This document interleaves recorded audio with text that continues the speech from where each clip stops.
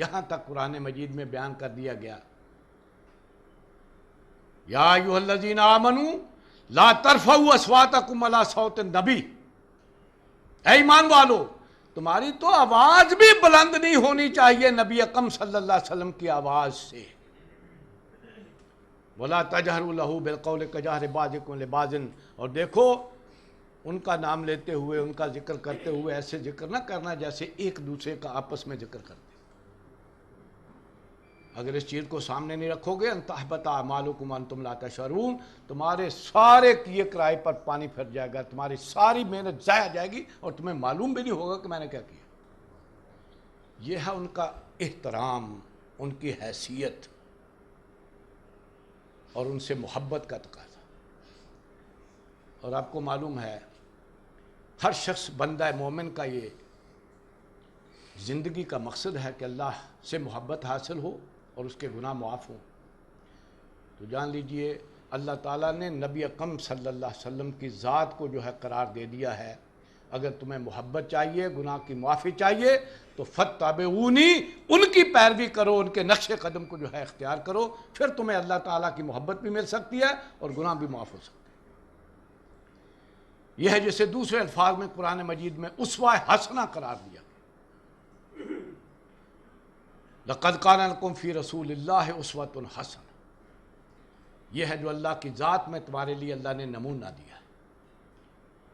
جیسے میں نے پہلے عرض کیا ہے کہ جتنے بھی رسول آئے ہیں جب ان کی امتوں نے نہیں مانا، وہ اللہ تعالیٰ رسول کو اور ماننے والوں کو ہجرت کرا کے پیچھے عذاب بھیجتا رہا ہے، پوری قوموں کو ملیا میٹ کرتا رہا ہے، لیکن نبی اکرم صلی اللہ علیہ وسلم کے لیے یہ نہیں کیا، معجزے سے دین غالب نہیں کیا، انہیں مدینے میں پناہ دی اور اس کے بعد قدم بقدم چل کر پوری توائی نائی لگا کر فقر و فاقہ کاٹ کر ساری تکلیفیں جھیل کر وہ سارے مراحل طے کر کے اللہ کے دین کو غالب کر کے لوگوں کے لیے اسوہ قائم۔ وہ اسوہ ہے جو اس وقت ہمارے لیے زندگی کا نمونہ ہونا چاہیے، اگر واقعی ان سے کوئی تعلق ہے اور واقعی مانتے ہیں کہ وہ اللہ تعالیٰ کے آخری رسول ہیں جنہوں نے رسالت کا حق ادا کیا ہے، تو وہ ہم پر فرض عائد ہوتا ہے۔ اس کے لیے فرمایا جا رہا ہے وہ اسوہ حسنہ، اور اس کے لیے فرمایا جا رہا ہے کہ اگر تم اللہ تعالیٰ کی محبت چاہتے ہو، گناہوں کی معافی چاہتے ہو تو ان کی اتباع کرو۔ یہ اتباع کیا ہے؟ اتباع کس چیز کا نام ہے؟ جان لیجئے اتباع کے دو پہلو، دو چیزوں کے مجموعے کا نام اتباع ہے۔ وہ کیا ہے؟ محبت اور اطاعت۔ یہ دونوں چیزیں اگر نبی اکرم صلی اللہ علیہ وسلم کے لیے سب سے زیادہ نہیں ہوں گی تو اتباع کا حق ادا نہیں۔ محبت، اس کے لیے بھی پیمانے دے دیے کہ تمہیں تو اپنی جانوں سے بھی زیادہ اولیٰ ہونا چاہیے، ان کا مقام تمہاری جو ہے رہنا چاہیے سامنے۔ اور اطاعت کا معاملہ تو آپ کو معلوم ہے کہ اللہ کی اطاعت بھی رسول کی اطاعت کے ذریعے ہو۔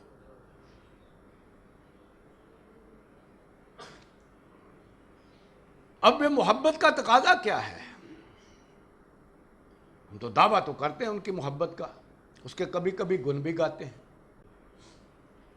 لیکن کبھی وہ پیمانہ بھی اپنے اوپر نافذ کیا کہ واقعی وہ مجھے اللہ تعالیٰ کے بعد جو ہے وہ سب سے زیادہ محبوب ہیں، اپنی ذات سے بھی زیادہ محبوب ہیں۔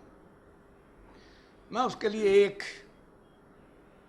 پیمانہ دے رہا ہوں، ذرا اس پہ اپنے آپ کو دیکھ لیجئے اور پھر یہ جان لیجئے اگر اس پیمانے پر پورے نہیں اترے تو نہ اللہ کی محبت حاصل ہوگی نہ گناہوں کی معافی ملے، کیوں؟ اس کا لازمی نتیجہ اتباع ہے اور اتباع کا جزو لازم محبت۔ دیکھیے ہر شخص یہ سوچے وہ زندگی میں کون سی اپنی روش اختیار کرتا ہے زندگی گزارنے کی؟ کیوں بھائی، کون سا انسان لباس اختیار کرتا ہے، کون سی بود و باش اختیار کرتا ہے، کون سی وضع قطع جو ہے اختیار کرتا ہے زندگی گزارنے میں؟ جو اس کے نفس کو پسند ہو یا اور کوئی؟ اس کے نفس کو اچھی لگے وہی کرتا ہے یا اور کوئی؟ اور اگر اس کی چاہت، اس کے نفس کی پسند نبی اکرم صلی اللہ علیہ وسلم کی پسند کے تابع نہیں ہے تو اس کی محبت کا دعویٰ جھوٹا۔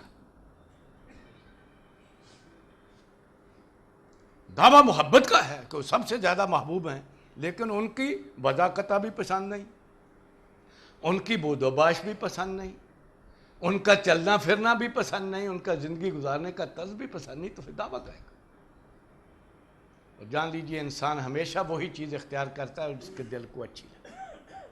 تو یہ وہ پیمانہ دیا جا رہا ہے، ذرا اس پہ اپنے ایمان کو تول لیجئے گا، کسی کو کہنے کی ضرورت نہیں ہے، ہر شخص اپنا جائزہ لے لے، باقی میرا ایمان بے رسالت ہے کہ نہیں۔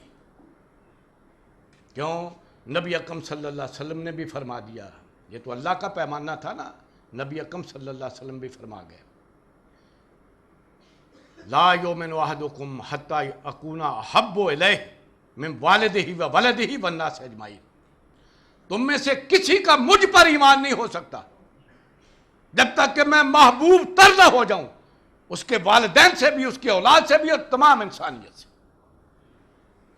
تو اس پیمانے کو ہم نے سامنے رکھنا چاہیے۔ تقاضا یہ ہے، ہمیں ان کی صورت بھی پسند نہ ہو، ان کا رہنا سہنا بھی پسند نہ ہو، ان کی زندگی کا طرز بھی پسند نہ ہو جسے اللہ اسوہ قرار دے رہا ہے، تو پھر دعویٰ کاہے کا ہے؟ اور دوسرا تقاضا ہے اطاعت۔ تو میں نے جیسے عرض کیا ہے، اللہ کی اطاعت بھی رسول کی اطاعت کی۔ چنانچہ قرآن مجید میں صاف صاف کر فرما دیا گیا، تم میں سے کوئی مومن نہیں ہو سکتا، نہ مرد نہ عورت، یہاں تک کہ جو اللہ تعالیٰ کے رسول فیصلہ فرما دیں جو وہ لے کر آئے ہیں اس پر اس کا دل بھی اسے تسلیم نہ کرے اور اپنے دل میں بھی کوئی کھٹک نہ محسوس کرے۔ اور نبی اکرم صلی اللہ علیہ وسلم بھی فرما کر گئے لا یؤمن احدکم حتی یکون ہواہ تبعا لما جئت بہ۔ تم میں سے کوئی مومن نہیں ہو سکتا جب تک کہ اس کی ہوائے نفس تابع نہ ہو جائے اس کے جو میں لے کر آیا۔ تو جان لیجیے وہ رسول ماننے کا تقاضا یہ ہے، اور اللہ نے اس لیے رسول کو بھیجا کہ تاکہ انہیں اپنا رہنما بنا کر، انہیں اپنا رسول بنا کر ان کی اتباع اختیار کی۔ اب دیکھیے کس طرح نبی اکرم صلی اللہ علیہ وسلم نے اسے اور وضاحت فرمایا۔ آپ نے فرمایا من تشبہ بقوم فہو منہم، مجھ سے دعویٰ کرنے والے کہ میں انہیں رسول مانتا ہوں، اپنا جائزہ لے لیں، اگر میری مشابہت اختیار نہیں کرتے تو میرے ساتھ کوئی تعلق نہیں ہے، جن کی وہ مشابہت اختیار کر رہے ہیں وہ ان کا تعلق انہی سے۔ یہ ہے پیمانہ جو نبی اکرم صلی اللہ علیہ وسلم نے کہا، یہ محبت ہے جو تقاضا ہے ان کو رسول ماننے کا اور ان کی اتباع کا۔ یہ تو ہے وضاقتہ میں۔ اللہ تعالیٰ کے رسول دین کون سا دے کر گئے ہیں؟ وہ دین الحق، آخری دین جو اللہ نے پسند کیا پوری انسانیت کے لیے، وہ کس لیے دے کر گئے تھے کہ اس کتاب کو پڑھتے رہو، اس کی تعریفیں کرتے رہو؟ نہیں، اس لیے دے کر بھیجا تھا اسے غالب کرو سارے ادیان پر اور سارے دینوں پر۔ آج وہ دین کہاں ہے؟ کیوں بھائی دنیا میں کہیں ہے؟ اور دعوے دار ہم ان کو ماننے کے،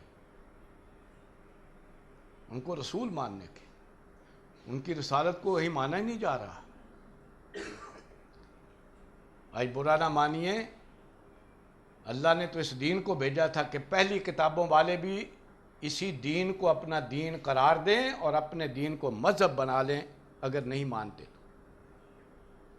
آج ہم ان کے دین کے تحت اپنے دین کو مذہب بنا کر جزیہ دے کر زندگی گزار رہے ہیں۔ یا تو کہہ دیجئے نہیں، اور اپنے دین کو چند عقیدے اور نمازوں تک رکھ کر سمجھ لیں پورا حق ادا ہو رہا ہے۔ اللہ نے یہ دین دے کر بھیجا تھا، اس لیے انہیں بھیجا تھا، انہیں آخری رسول بنایا ہے اس لیے کہ یہ دین ہے جو اللہ نے پسند کر لیا پوری انسانیت کے لیے۔ اب اس دین کو جو دے کر رہا ہوں، قائم کر کے گیا ہوں، اسے قائم رکھو، اور اگر یہ کبھی قائم نہ ہو تو تمہاری ذمہ